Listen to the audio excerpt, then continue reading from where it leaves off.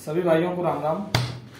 बहुत दिन से बातचीत नहीं हुई। अभी पिछले मुद्दे पे बातचीत हुई थी हम लोगों की कि हमने एक व्याख्यान दिया था, जो भी मुद्दा बहुत गरमाया हुआ है कि रामचरितमानस का विरोध चल रहा है कि उसमें तो जात सूचक शब्दों का इस्तेमाल किया गया है, एक स्पेशल जात को एक टारगेट किया गया है, स्त्रियों की अवहेलना की गई है, तुलसीदास द्वारा बताया गया है। सारी चीजें जो भी है आप लोग न्यूज पे देख ही रहे हैं बराबर। तो उसके ऊपर बातचीत हमने करके अपने इस यूट्यूब चैनल पे डाला था। तो कुछ लोगों का अच्छा भी रहा है, कुछ लोग जो हमसे मिलते हैं तो उसके बारे में बातचीत होती तो वो भी बताते हैं। तो एक हमारे मित्र हैं, परम प्रिय मित्र, वो आज ही मिले हमसे। शायद उन्होंने कल या परसों देखा हो, कभी भी देखा हो। वो आज मिले तो बोले कि पांडे जी आपका जो व्याख्यान था वो ठीक था, आपके बात से सहमत थे कि ताड़ना का मतलब कहीं कहीं प्रताड़ित करना या मारना पीटना नहीं होता है। ताड़ना का मतलब हम भी अयोध्यावासी हैं और हम भी अयोध्यावासी हैं। तो ताड़ने का मतलब होता है देख रेख करना, शिक्षित करना, शिक्षा देने का अधिकार। उस दोहे से हम सहमत हैं। स्वामी प्रसाद मौर्य जी का ये कहीं कहीं गलत कथन था। लेकिन भैया अब जो ये जात पात की बात मुद्दा उठ ही चुका है, तो अब मोहन भागवत जी ने भी ये बोल दिया है कि ये जो जाति वर्ण बांटा गया भैया, ये बांटा गया है कि ब्राह्मणों द्वारा, आप लोगों द्वारा हम लोगों को ठगा गया है। उनका बेसिक कहने का मतलब ये था कि आप लोगों द्वारा हम लोगों को ठगा गया। हमारा मतलब हमने नहीं ठगा भैया, हमारे वर्ण से, ब्राह्मण से। तो बोले जैसे कि अभी मोहन भागवत जी ने अपने एक व्याख्यान में कहा है, एक कहीं भाषण दे रहे थे तो उन्होंने बोला कि भगवान द्वारा जात पात नहीं बनाई गई है, जात पात का निर्माण हुआ है वो ब्राह्मणों द्वारा हुआ है। तो हम तो भैया मोहन भागवत जी के इस बात से सहमत नहीं है, एकदम भी सहमत, बिल्कुल भी सहमत नहीं है। हमको इसका स्पष्टीकरण चाहिए कि कैसे नहीं सहमत भैया, कैसे ब्राह्मणों ने किया है। जो मेरे पास है कि ब्राह्मण इसके दोषी नहीं है, ब्राह्मणों ने कोई जात पात नहीं की है, वो हम आपको बताते हैं। कितना आप सहमत हैं, कितना असहमत हैं, वो हमको बताइएगा। बाकी अगर कोई जानकार आदमी हो, हमसे कहीं गलती हुई है, तो हमको समझाने की कृपया कोशिश करें कि कैसे ब्राह्मणों द्वारा जाति पात फैलाई गई है और कैसे ब्राह्मणों द्वारा अब तक बाकी धर्मों के लोगों को ठगा गया और कैसे ब्राह्मणों द्वारा इस जाति पात का निर्माण किया गया है। मेरे मानने के हिसाब से ना भगवान ने किया, एकदम सहमत हूं। भगवान ने केवल इंसान बनाए और उनको धरती पे भेजा, सृष्टि की रचना की। उस सृष्टि के रचना करने के बाद सृष्टि का जो रचना की उसको फले फूले, आगे भी बढ़े और तरक्की हो, उन सब चीजों के लिए भगवान ने, ब्रह्मा जी ने, विष्णु जी ने इंसान रूपी हम लोगों को यहाँ पे भेजा। तो उन्होंने कोई जात का ठप्पा लगा के नहीं भेजा भैया तुम जाओ, तुम ब्राह्मण हो गए, तुम शूद्र हो गए, तुम क्षत्रिय हो गए, तुम ये हो गए, तुम वो हो गए। वो उन्होंने नहीं भेजा, वो सब आके यहीं पे हुए। लेकिन भैया इसका ये मतलब नहीं ब्राह्मणों ने कर दिया। ब्राह्मण भी कहां से आए, ब्राह्मणों ने नहीं किया, सब अपने अपने कर्मों के हिसाब से हुए हैं। जिन्होंने लोगों को शिक्षित करने का बीड़ा उठाया, लोगों को सिखाने का, अच्छे मार्ग पे चलने का बीड़ा उठाया, उनको उस तत्कालीन समाज ने ब्राह्मण का दर्जा दे दिया। भैया आप ब्राह्मण हो, आप पंडित हो, आप ये काम कर रहे हो। जिन्होंने लोगों की रक्षा करने का, जीवों की रक्षा करने का संकल्प लिया, बेसिकली कहा जाए जीवों की रक्षा करने का जिन्होंने संकल्प लिया, वो क्षत्रिय वर्ण में आ गए। उनको क्षत्रिय बता दिया गया, लड़ो भिड़ो, आपका काम है भैया लड़ना भिड़ना। ये पंडित जी हैं, इनका काम है शिक्षा कर देना, लोगों को सही रास्ते पे ले आना, आपका काम है इन सबकी रक्षा करना। पूरा समाज आपका है, आपको उसकी रक्षा करना है। तो इतिहास पीछे का उठा के देख लो, वही होता आया है। फिर अब आगे खाने पीने का चीजें कैसे चलेंगी, धन दौलत के इजाफा कैसे होगा, उसके लिए वैश्य ने अपनी जिम्मेदारी ली कि ये काम हम करेंगे। वो एक अलग समाज बना, वो वैश्य समाज बना। 3 समाज का निर्माण हो चुका, चौथा समाज था शूद्र। जो इन लोगों के ब्राह्मण, क्षत्रिय, वैश्य, बाकी जो लोग हैं, इन लोगों का साफ सफाई का काम, इन लोगों का सेवा करने का काम जिस तबके ने उठाया उसको शूद्र वर्ण दे दिया गया। तो इसमें भैया ब्राह्मण ने तो कोई व्रणबाजी नहीं की कि भैया नहीं हम व्रणबाजी कर रहे हैं, हम वर्ण हम चुन रहे, हम ब्राह्मण हो गए, तुम बनिया हो गए, तुम चमार हो गए। ये सब नहीं किया भैया। लोगों ने अपने कर्म के हिसाब से अपना वर्ण चुना, उसी हिसाब से वो कर्म कर रहे हैं और उसी हिसाब से हैं। जो जैसा कर्म करता है वो उसका नाम वैसे होता है, जात पात का कोई मतलब नहीं होता भैया। लेकिन कहीं ना कहीं कहीं ना कहीं आप जिस वर्ण से बिलोंग करते हैं, आपके शरीर में जिस वर्ण का खून दौड़ रहा है, तो उसका असर तो होता है भैया, चाहे वो जो भी हो। जैसे अभी स्वामी प्रसाद मौर्य जी की ही बात कर लेते हैं, दूर का बात नहीं करते हैं, एकदम स्पष्ट। तो उन्होंने गलती से कभी रामचरितमानस पढ़ लिया या किसी से सुन लिया, ये दुआ सुन लिया, याद हो गया, उन्होंने इस पे अपना दे मारा, जो भी उनका विचार था। वो नहीं सोचे कि तुलसीदास जी का क्या भावना थी, क्या विचार थी वहां, वो किस विचार को प्रकट करना चाहते थे, क्या बताना चाहते थे। जिस टाइम उन्होंने लिखा था, उस टाइम तत्कालीन लोगों को क्या मैसेज देना चाहते थे, उससे उन्होंने मतलब नहीं लिखा, उन्होंने अर्थ का अनर्थ करके लोगों को बता दिया कि भैया तुलसीदास जी ने बोल दिया है कि सबको एकदम दंडित करो, शूद्र जो है, नारी जो है, ये सब दंड के अधिकारी, इनको मारो पीटो, सब कुछ करो, तभी ये ठीक रहेंगे। जबकि तुलसीदास जी का उस समय का क्या था, उस सिचुएशन में जब वो उस समाज में, जिस समाज में उन्होंने रामचरितमानस को लिखा था, उस दौरान क्या था, उस दौरान स्त्रियों को शिक्षा का अधिकार नहीं था, शूद्रों को भी लोग शिक्षा का अधिकार नहीं देते थे, उनका छुआछूत मानते थे, उनको स्कूल में नहीं जाने दिया जाता था, बैठने नहीं दिया, विद्यालय में नहीं बैठाया जाता था। अच्छे अच्छे मुनि, ज्ञानी मुनि जो थे वो शिक्षा का देते थे, तब ऐसे स्कूल नहीं था कि सब आओ, सब एडमिशन लो, सब पढ़ो, तो अब हो गया। तो उन्होंने उस दौर के लिए बोला था कि इनको भी इस चीज का अधिकार मिलना चाहिए। उनका बेसिक काम था ये कि प्रभु ऐसा कीजिए कि जो ये हमारे नीचे तबके के लोग हैं, जिनको अभी शिक्षा का अधिकार नहीं, उनको भी शिक्षा का अधिकार होना चाहिए। वहां पे बात खत्म होती है। अब आते हैं स्वामी प्रसाद मौर्य जी पे। तो मौर्य जी, आपने तो पढ़ा नहीं रामचरितमानस कभी, तो आपको कुछ पता नहीं। कभी रामायण रामचरितमानस फिर से पढ़ना। तुलसीदास जी ने एक बात और लिखी थी, वो हम आपको बताते हैं। तुलसीदास जी ने लिखी है, पूजे ही विप्र सकल गुणहीना, पूजे ही विप्र सकल गुणहीना, शूद्र न पूजे वेद प्रवीणा।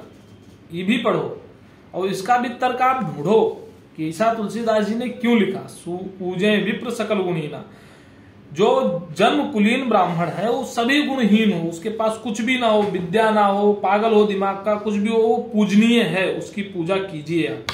यानी उसके दिखाए गए मार्ग पे चलोगे तो आपका भला ही होगा।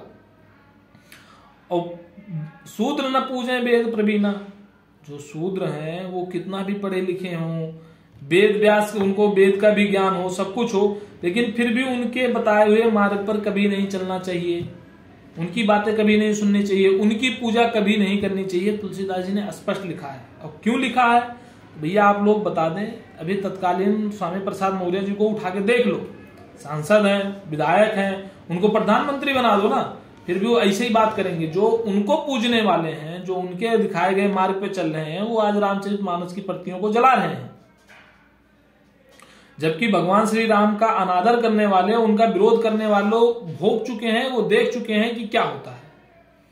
एक भगवान का अवहेलना करना कितना भारी पड़ता है, वो कांग्रेस वालों से ही कोई पूछे जाके, उनको पता है। उन्होंने राम जी के होने का प्रमाण मांगा था, आज वो कहां पे है, उनका कोई प्रमाण नहीं, वो कहां पे है। ठीक भैया। तो स्वामी प्रसाद मौर्य जी, आप इस दोहे को जरूर पढ़ो। और जिन लोगों को लगता है ये गलत है, वो तत्कालीन अभी स्वामी प्रसाद मौर्य जी को उठा के देख लें, एकदम साक्षात साफ प्रमाण है। मंत्रिमंडल में बैठे हुए हैं, लेकिन बात करते हैं एकदम ऐसी कि अगर उनकी बात को आप मानोगे तो नरक में ही जाओगे। ठीक है। और इस बात जब हमने अपने मित्र को ये तर्क दिया था कि पूजे विप्र सकल गुणहीना, तो उन्होंने बोला कि भैया इतने बाबा निकले हैं, राम रहीम बाबा, लोगों ने उनकी पूजा की, और आसाराम बापू, उनकी पूजा की। अभी पंडित धीरेन्द्र प्रसाद जी हैं, जो कि बागेश्वर धाम के नाम से जाने जा रहे हैं, लोग इनकी पूजा कर रहे हैं, तो ये भी सब ऐसे करेंगे। तो उनको फिर वही उदाहरण दिया, भैया देखो राम रहीम की क्या जाति है, आप उनका इतिहास उठा के पीछे जाओ, उनकी जीवनी पे प्रकाश डालो, वो किस जात के हैं, कुछ पता है? उन्होंने कभी अपने नाम के आगे टाइटल लगाया, फलाने सिंह, फलाने पांडे, फलाने तिवारी, कुछ भी लगाया? आसाराम बापू को आसाराम बापू के नाम से आप लोग जानते हो, आज तक लगाया? जो बागेश्वर धाम है, इनका नाम है भैया पंडित धीरेन्द्र प्रसाद शास्त्री, अपने नाम का आगे बड़े गर्व से लिखते हैं शास्त्री।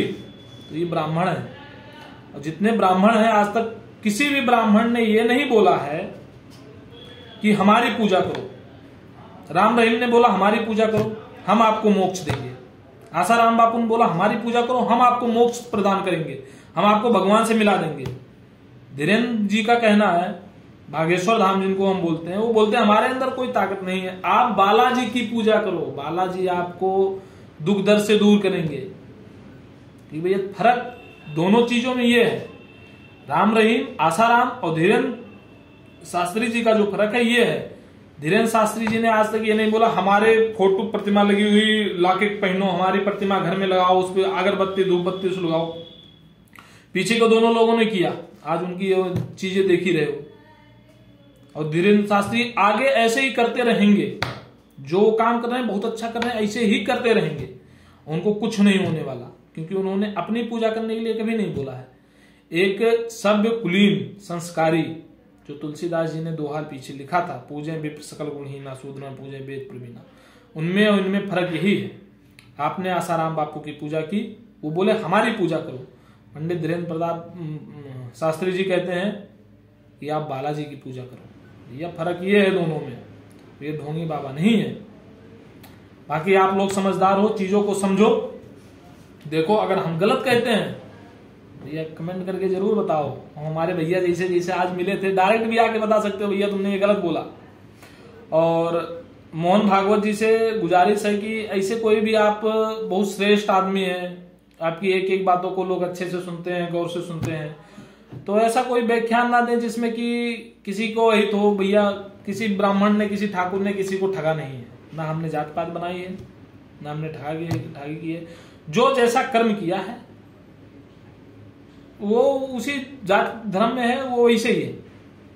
ठीक, जब भगवान को इंसान सृष्टि पे इंसान की रचना करनी थी ना, तो ऐसा एक हमने पढ़ा था एक बार विष्णु पुराण, तो उसके किसी अध्याय में था, शॉर्टकट में बता रहा हूं आपको, संक्षिप्त में उसका क्या मतलब था, हमने पूरा पढ़ा था, उसका संक्षिप्त मतलब आपको बता रहा हूं।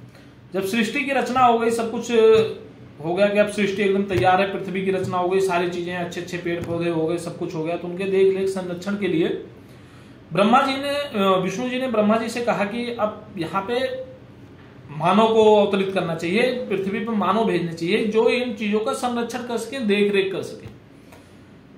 तो विष्णु जी का मत था कि कहीं न कहीं जो मानव की रचना हो, किसी के साथ कोई भेदभाव नहीं करते हैं, सबको एक बराबर जो है, एक बराबर बुद्धि, एक बराबर बल, एक बराबर कार्यशैली, एक बराबर बोलने की ताकत, एक बराबर समझने की ताकत करके सृष्टि में नीचे उतारते हैं पृथ्वी पे। तो नारद जी भी वहीं थे, तो नारद जी ने ज्ञान दिया, नहीं मुनिवर, प्रभु ऐसा आप करेंगे तो अनर्थ हो जाएगा, सृष्टि तो चल ही नहीं पाएगी, हमने जो सोचा है फिर वैसा हो नहीं पाएगा, आपका किया धरा सब व्यर्थ हो जाएगा। तो ब्रह्मा जी बोले कि कैसे मुनिश्रेष्ठ?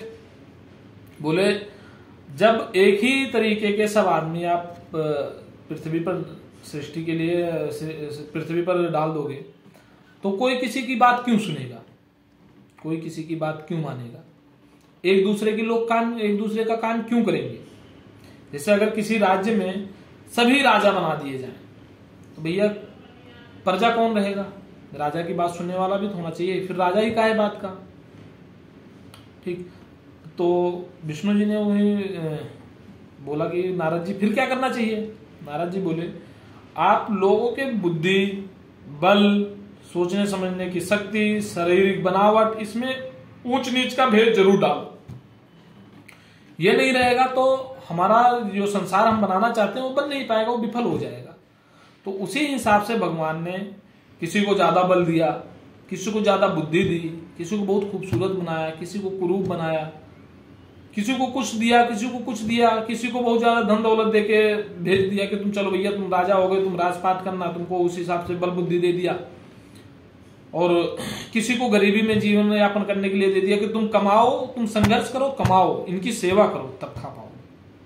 ठीक, तो कहीं न कहीं देखा जाए तो डायरेक्ट नहीं तो इनडायरेक्ट रूप से जात वर्ण का हिसाब किताब तो भगवान ने बना दिया, नीचे आके बस अपने कर्मों के हिसाब से सब कुछ बट गया। जो जिस करने योग्य थे भगवान ने जो जितना जिसको सामर्थ्य दिया था, जिसको अच्छी बुद्धि दी थी, वो ब्राह्मण हो गए, वो अपना शिक्षा काम करने लगे। जिसको अच्छा बल दिया था वो क्षत्रिय हो गए, वो लोगों की रक्षा करने लगे, लड़ने लगे, महाराणा प्रताप जी से वीर हुए। और भी जो है उनको चीजें दे दी गई हैं। तो इसमें कहीं न कहीं दूर दूर तक भागवत जी आपकी कथन जो आपने कहा वो एकदम गलत है। दूर दूर तक इस चीज में वर्ण व्यवस्था करने में दूर दूर तक ब्राह्मण दोषी नहीं है। बाकी आप लोग समझदार हैं, सोचिए समझिए हमारे व्याख्यान को और श्री मोहन भागवत जी के व्याख्यान को, जैसा भी हो, आपको जैसा भी लगे उस पर टिप्पणी अवश्य कीजिएगा। सबको हमारा राम राम, धन्यवाद।